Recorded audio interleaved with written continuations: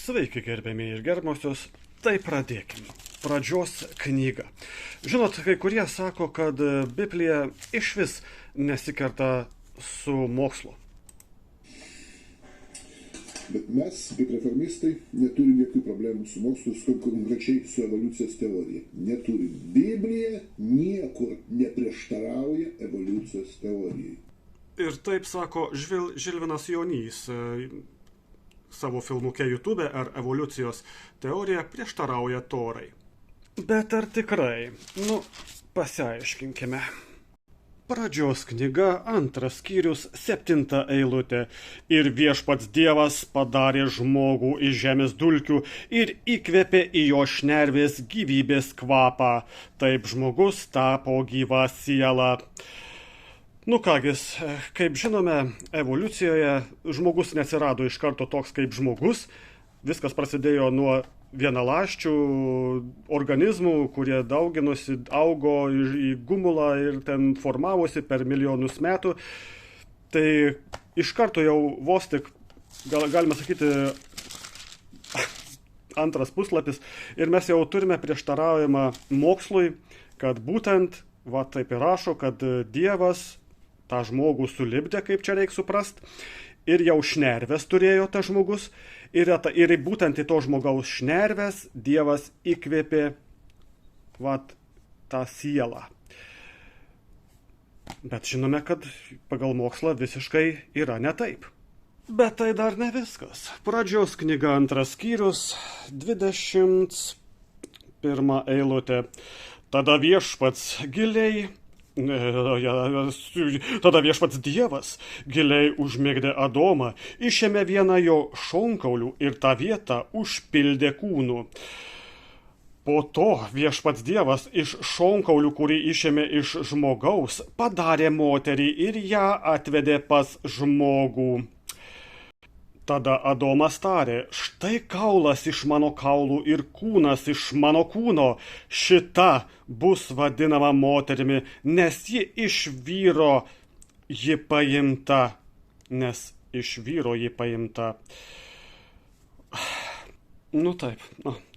Matot, neprieštarauja Biblija mokslui, išvis neprieštarauja, iš šonkaulio padaryta moteris, net šiuolaikinis mokslas nesugebėtų iš šonkaulio padaryti žmogaus, o jau matai prieš daugybę tūkstančių metų taip sugebėjo. Kaip ten sakei, Žilvinai? Bet mes, kaip reformistai, neturim jokių problemų su mokslu, konkrečiai su evoliucijos teorija. Neturim. Biblija niekur neprieštarauja evoliucijos teorijai. O turim tai? Keiskite taisymą. Niekur, ne vienam dalykui neprieštarauja. Taigi mes matom, kad prieštarauja. Nuo pat pradžios knygos jau prieštarauja mokslui. Pradžios knyga, 1 skyrius, 1 eilutė. Pradžioje Dievas sutvėrė dangų ir žemę.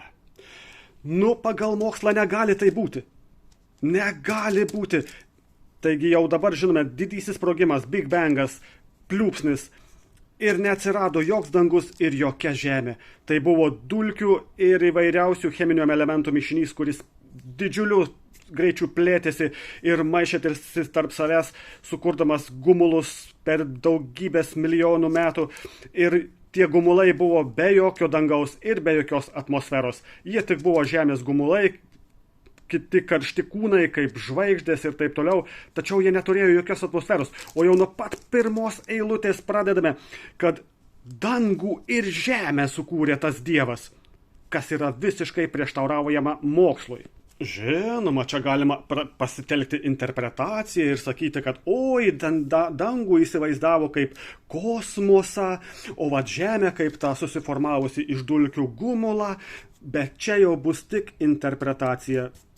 Čia mes galime išskaityti beleką iš šitų žodžių, bet jeigu juos primant taip, kaip yra, visiškai nesąmonės rašo čia šitie Biblijos kūrėjai. Paskaitykim dar pradžios knygos, bet 2 eilutė. Žemė buvo be pavidalo ir tuščia, tamsa gaubė gelmes ir Dievo dvasia sklandė virš vandenų. Virš vandenų jau sklandė Dievo dvasia, žemėje būnant tamsiai ir žodžiu, dar be atmosferos, netgi kaip čia, jeigu moksliškai skaitant, tai be pavydalo netgi Žemė dar buvo, be pavydalo, jinai dar nebuvo susiformavusi netgi į rutulį, tai čia labai dar ir plokščiatikiai gali užsikabinti už to, kad aha, taigi Žemė nėra parašyta, kad apvali ar plokščia, taigi va be pavydalo ta Žemė yra, taigi negali būti rutulys, čia tik konspiracijas, čia jie taip pasakė, jie, žinot, tie driežažmogiai ir visi kiti. Tai suprantat, kiek iš šitų pirmųjų eilučių gali koks tai bukaprotis išsivesti savo teorijų. Paskaitykim trečią eilutę. Dievas tarė, te atsiranda šviesa ir atsirado šviesa. Kaip žinome, pagal mokslą, tų šviesų buvo milijonai.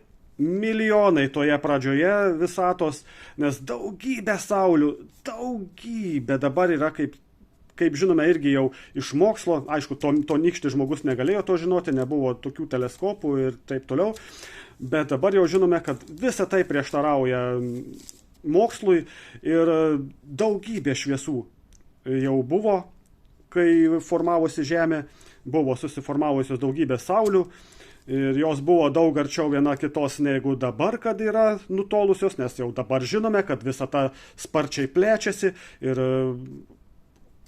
viskas viens nuo kito tolsta, galaktikos ir panašiai. Tai, o tada dar, aišku, žinoma, tie rašytojai genialiausi, kaip jie bebuvo to meto, bet viso to negalėjo žinoti ir jie rašė, kaip jiems tik tai fantazija leido, taip ir rašė. Šviesa negali egzistuoti be šviesos šaltinio. Tai yra dar vienas labai svarbus dalykas. Dievas pavadino šviesą diena, o tamsą naktimi. Tai buvo vakaras ir rytas, pirmoji diena.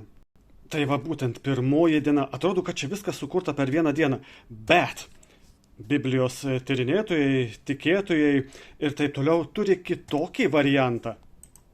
Pirmiausia, hebrajų kalbos vieną dalyką. Pasakyta per 6 dienas. Hebrajų kalboje, jeigu skaitysi raštą reikia, kad hebrajų kalba skaitytas, jis užrašyta hebrajų kalba. Tora užrašyta hebrajų kalba. Ir kur čia verčia žodis diena, jom yra žodis. Galėtų turbūt jom kipur, teismo diena, žydai švenčia, jom kipur šventą, žydai. Jom, diena. Tai žodis jom, jis yra daugiareikšmis. Jis reiškia, gali reikšti dieną teisingai. Ir neaišku, kokią dieną gali 12 valandų dieną reikšti. Gali 24 valandų parą reikšti, diena bus pavadinta. Gali reikšti mėnesį, metus, milijardą metų, milijoną metų, šviesmetį. Bet netgi šviesmetis, sako, gali reikšti Žilvinas Jonys. Bet argi šviesmetis nėra atstumo matas, o ne laiko matas? Ką, Žilvinai? Iš didelio rašto, matot, kaip nueina iki krašto. Jam jau net šviesmetis yra laiko tarpas. Tai, kaip kitaip begali pasakyti, čia yra tiesiog toks kaip užsiciklinimas ir pateisinimas didžiausios nesąmonės, kokia tai gali būti. Kaip tu beaiškintum, kad Dievas ne per vieną dieną, o ten per milijoną metų sukūrė tą dieną, naktimi, o tamsą šviesa ten atskyrė nuo to.